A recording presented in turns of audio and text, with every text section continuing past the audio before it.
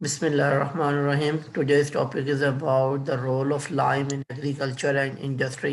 आज हम बेटा लाइम के बारे में पढ़ेंगे, ठीक है। जैसे आपने वो लाइम वाटर सुना होगा और इस तरह की चीज़ें, उसके बारे में बात करते हैं। Lime calcium oxide is a soft white compound.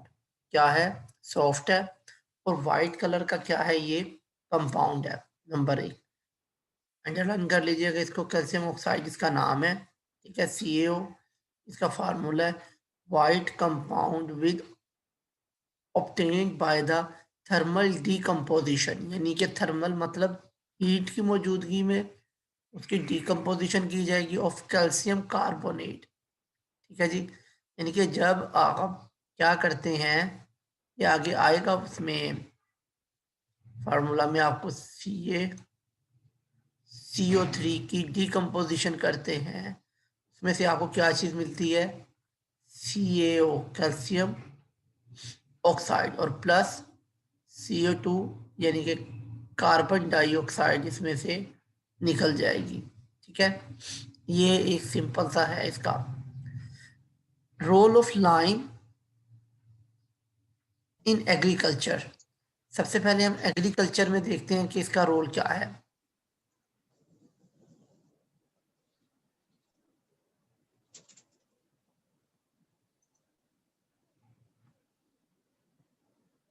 Large quantities of calcium oxide are used in agriculture for neutralizing the acidic soil। अच्छा, ये सुनिएगा और इस बात को समझिएगा। देखिए, न्यूट्रलाइजेशन का मतलब क्या होता है कि जब mister Abid please mute your mic, thank you my dear. अच्छा, ये और से सुनिएगा, हम यहाँ पे बात कर रहे हैं न्यूट्रलाइजेशन की, यानी कि आपके पास जो एग्रीकल्चर में मौजूद सॉइल जो आप इस्तेमाल कर रहे हैं, उसमें आपने सबसे पहले बात की है कि ये जो कैल्शियम ऑक्साइड है, ये किस काम आती है? न्यूट्रलाइज करने के लिए। कौन सी सॉइल को? एसिडिक सॉइल को। इसका मतलब क्या हुआ कि ये खुद क्या है? ये खुद क्या है बेटा? ये खुद बेसिक है। खुद क्या है? ये बेसिक नेचर की है। ज़ाहिर एसिड और बेस आपस में रिएक्ट करेंगे तो क्या बनेगा? सॉल्ट एंड वाटर, या आप कह लेंगे वो न्यूट्रलाइज हो जाएगा। यहाँ तक कोई क्वेश्चन है? You can raise your hand, otherwise type no.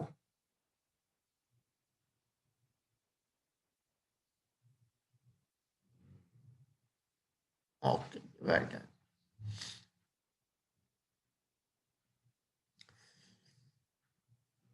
It has been found that application of lime to acidic soil increase the amount of readily soluble phosphorus। क्या करती है कि जो उसमें ऑलरेडी फॉस्फोरस है उसकी सोलेबिलिटी को बढ़ा देती है।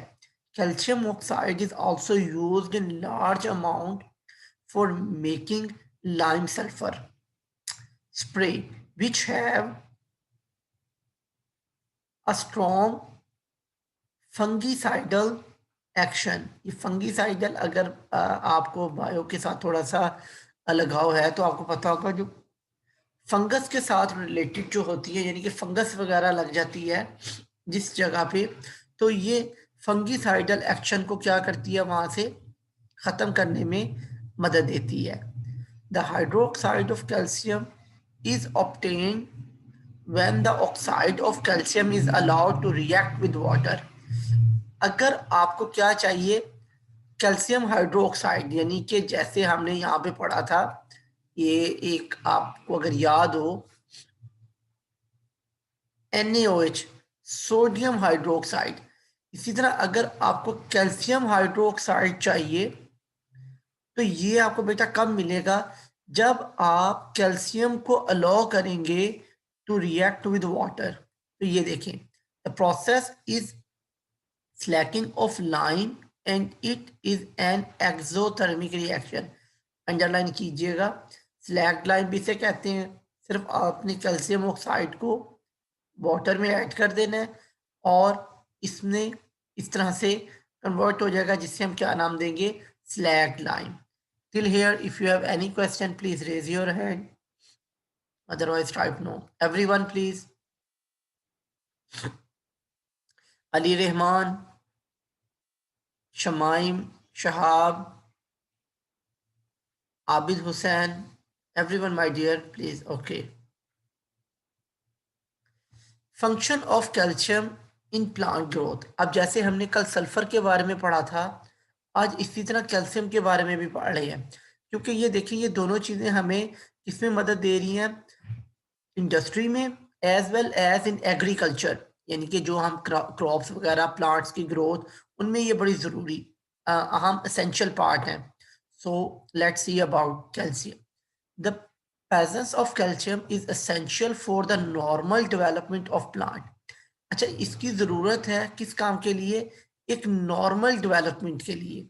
आपको पता है डेवलपमेंट दो तरह की होती है, एक नॉर्मल होती है और एक एबनॉर्मल होती है. नॉर्मल, आप खाना वगैरह खाते हैं, आपको वो हजम हो रहा है, आपकी ग्रोथ हो रही है. लेकिन कुछ बच्चे ऐसे हैं जिनमें खाना खाने के बावजूद भी ग्रोथ प्रॉपर नहीं है, या तो वो बहुत ज़्यादा थिन है या क्या है, बहुत ज़्यादा फैट हो रहे हैं, तो वो एबनॉर्मेलिटीज़ में आ जाती हैं चीज़ें.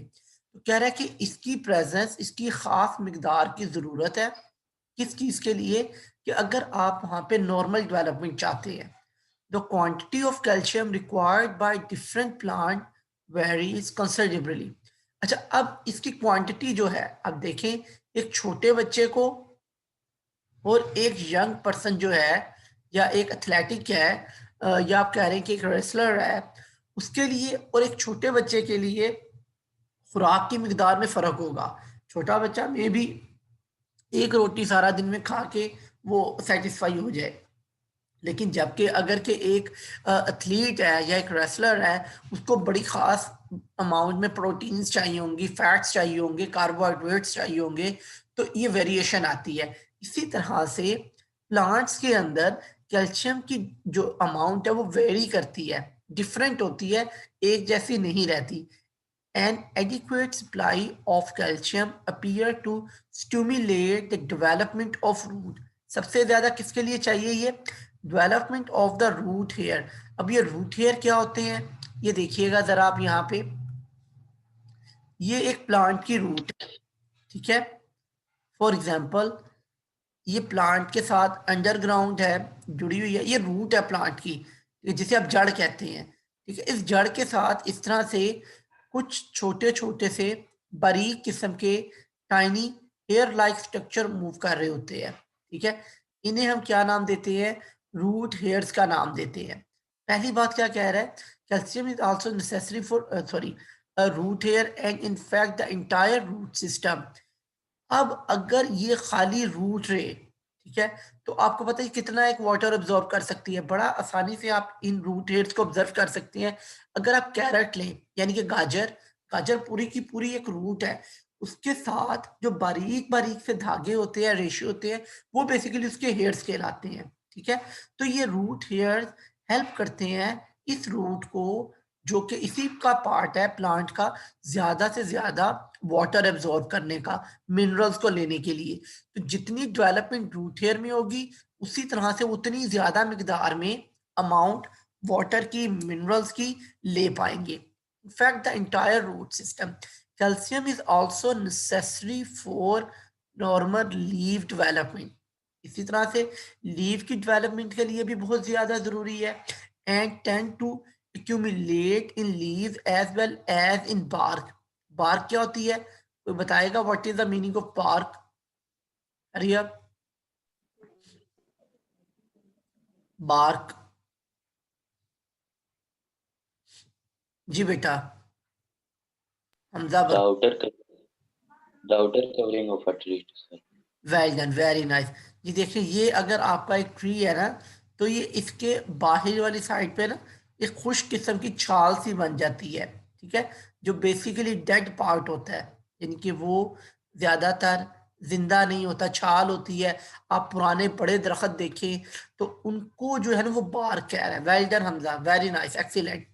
An adequate supply of calcium is also essential for the optimum activity optimum activity of microorganisms that produce nitrates. ये जो optimum activity का क्या मतलब है, what is the meaning of optimum activity?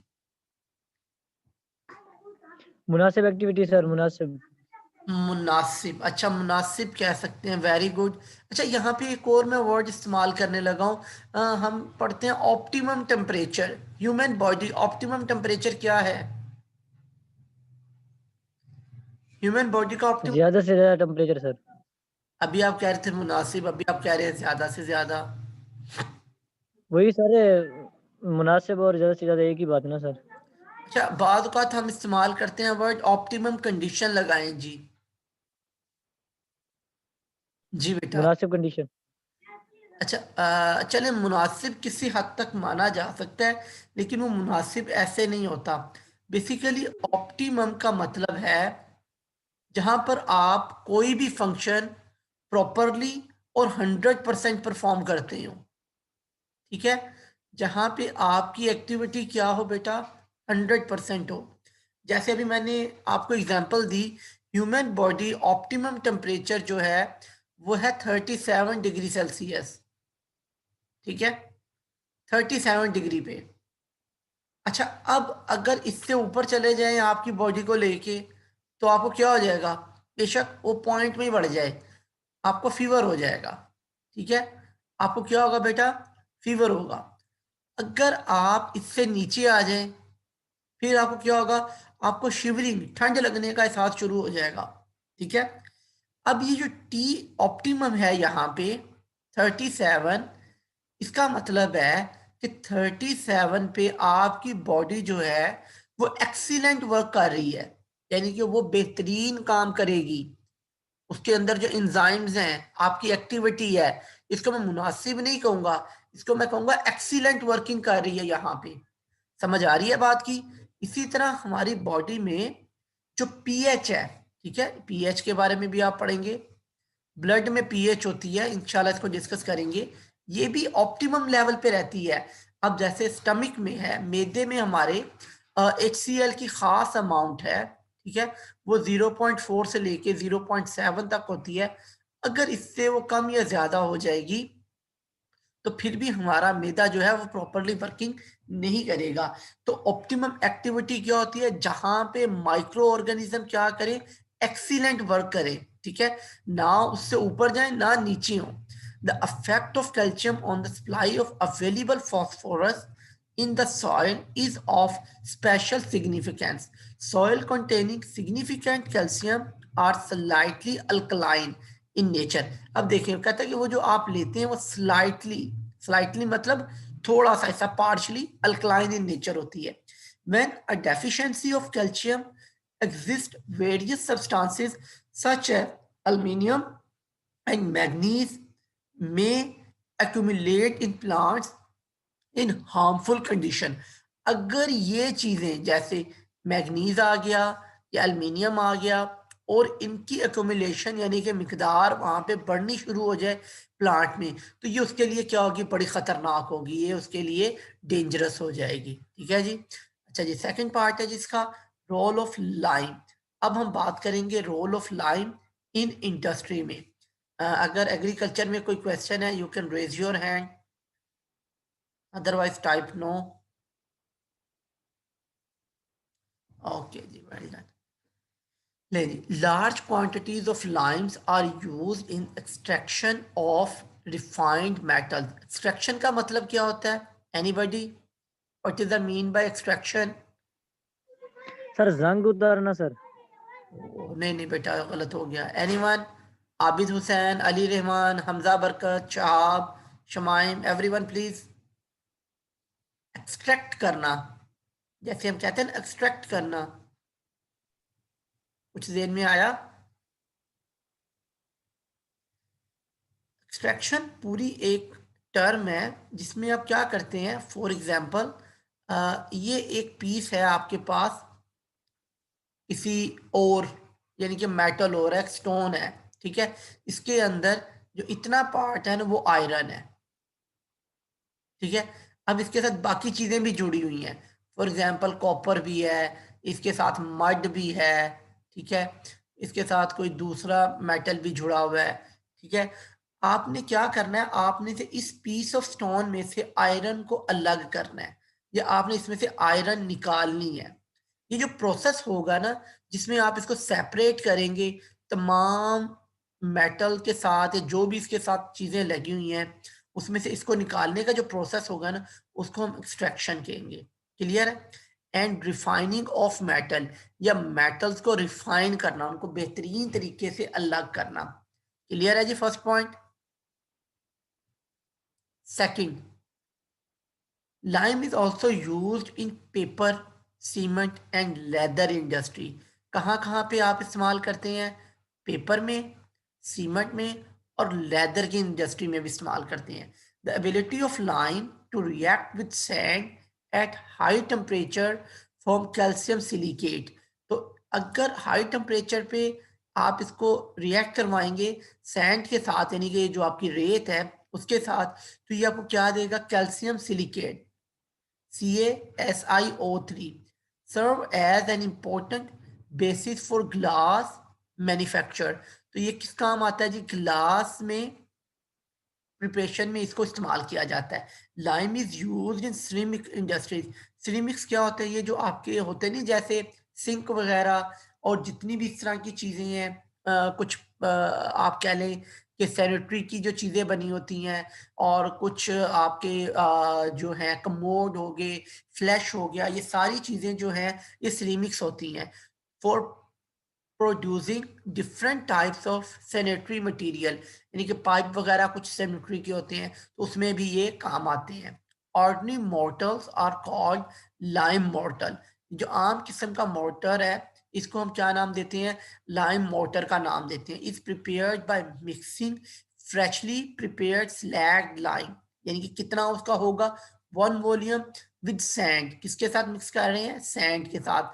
3 और 4 वॉल्यूम, यानी कि अगर आपके पास ये एक हिस्सा है, इसमें से एक वॉल्यूम जो है वो आपके पास ये होना चाहिए स्लैक्ड लाइन, और बाकी जो 3 पार्ट है ये आपके पास सैंड होनी चाहिए। जब आप इनको मिक्स करेंगे तो ये खास किस्म का आप कह लें कि सीमेंट बनेगा। ठीक है? And water is form a quick paste. तो थिक पेस्ट बनाएगा और वो एक किस्म का सीमेंट की तरह का मटेरियल बन जाएगा। ठीक है? This material when placed between the stones and bricks harder और set, thus binding the blocks firmly together. जिस तरह से आप सीमेंट को इस्तेमाल करके ब्रिक्स को आपस में जोड़ते हैं, बिल्कुल ये भी एक किस्म का मोटर इस्तेमाल होगा और इनके दरमियान लगने से इनको बड़ी अच्छी तरह से जोड़ देगा। The question for the chemical reaction which take place when mortar harder on, यानी कि मोटर वो कह रहा है जो सीमेंट है जब वो हार्ड होगा, वो जो पाउडर है जिसको हमने नाम दिया हुआ यहाँ पे, वो सेट कैसे होगा? यानी कि उसमें केमिकल रिएक्शन हो रहा है ना, आप सीमेंट लगाते हैं ईंटों पे, उस पानी डालने से वो गीला हो जाता है, वो एक किस्म का पेस्ट बन जाता है, कुछ घंटों के बाद वो हार्ड हो जाता है। अब उसमें केमिकल प्रोसेस क्या हुआ? सबसे पहले तो वाटर एवेपोरेट हुआ। वाटर तो एवेपोरेट हो गया, लेकिन वाटर एवेपोरेट होने से पहले करके क्या गया? तो ये देखिएगा, सबसे पहले आपने कैल्शियम ऑक्साइड को वाटर के साथ मिक्स किया, ये आपके पास स्लैग लाइम आ गया, CaO2 ट्वाइस। ठीक है? OH twice. अब इसको आप किससे रिएक्ट करवा रहे हैं? कार्बन डाइऑक्साइड के साथ। जब ये कार्बन डाइऑक्साइड के साथ रिएक्ट करेगा तो इसमें से सबसे पहले क्या चीज निकलेगी? वाटर और कैल्शियम कार्बोनेट। अब दोबारा से ये जो पार्ट है ये किससे रिएक्ट कर रहा है? यही वाला यहाँ से सिलिका ऑक्साइड के साथ, यानी कि सैंड हमने ली हुई है, ये जो सैंड है इसके साथ रिएक्ट करवाया तो हमारे पास क्या बन गया? कैल्शियम सिलिका ऑक्साइड और प्लस वाटर यहाँ से निकला, और इस तरह से ये क्या हो गया? यहाँ पे सेट होना शुरू हो गया। Till here any question? Please raise your hand, otherwise type no. Okay. Lime is also used in refining of sugar and other food product, उनकी रिफाइनिंग के लिए, यानी कि उनको मजीद उनकी सफाई वगैरह के लिए, उनकी फिनिशिंग के लिए इसको इस्तेमाल किया जाता है। Lime is use in manufacturing of bleaching powder. ये आपने सुना होगा कि जो वाइट जो क्लोथ्स हैं उनको साफ करने के लिए ब्लीच की ज़रूरत है, तो इसी तरह से कुछ ब्लीचिंग पाउडर्स होते हैं, उनकी मैन्युफैक्चरिंग में भी ये इस्तेमाल होता है, which is used for the bleaching of fabric. ये वही क्लोथ्स आ गए, फैब्रिक एंड पेपर पल्प, जो पेपर का पल्प बनता है, ठीक है, उसकी सफाई के लिए। अ suspension of calcium hydroxide CaOH is called milk of lime, ये बड़ा अहम है, is used as a white wash, इसको हम किस काम के लिए इस्तेमाल करते हैं, white wash के लिए। when lime is heated with coke, यानी कि कार्बन के साथ, at about 28 डिग्री सेल्सियस, यानी कि 2800 डिग्री सेंटीग्रेड पे, तो ये क्या करेगा, is an in an electric furnace, यानी कि वो जो आपकी एक इलेक्ट्रिक भट्टी होती है, ऐसे वो होती है जैसे वो चिमनी होती है, ठीक है। जब इसके अंदर आप इसको क्या करते हैं, हीट करते हैं, लेकिन कौन सी हो, ये इलेक्ट्रिक फर्नेस हो, ठीक है।